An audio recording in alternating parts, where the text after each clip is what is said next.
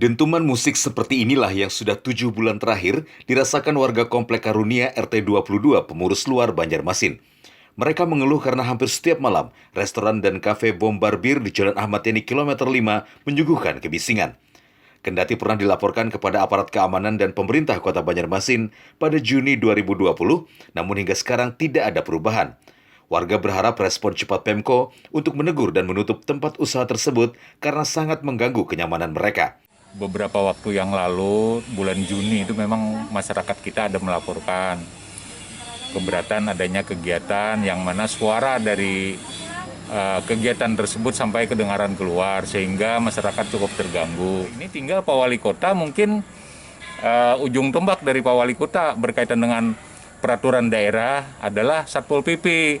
Nah, tinggal Satpol PP menindaklanjuti apakah itu ditutup atau bagaimana, terserahlah itu. Keluhan yang sudah lama itu akhirnya didengar DPRD Banjarmasin yang memanggil pihak pengelola restoran serta instansi terkait di pemerintah kota Selasa tadi. Pertemuan yang digagas Komisi 1, terungkap pihak Bombar Bir diketahui tidak memiliki izin KP maupun pub dengan tampilan musik DJ.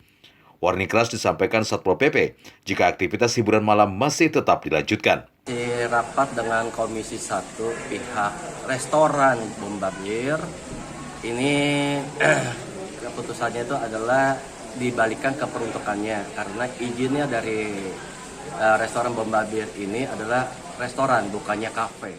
Kita minta pengelola untuk menyesuaikan dengan izin yang diberikan. Gitu. Nah, kalau masih apa tindakan tegas dari Pol PP? Ini akan kita cabut, kita akan tutup. Tapi kan tadi malah sudah berjanji akan menyesuaikan dengan. Sementara itu pengelola Bombar Bir enggan memberikan komentar kepada awak media dan memilih langkah 1000 meninggalkan kantor DPRD. Dari Banjarmasin, Adi Hardian, Kalsel, 1net.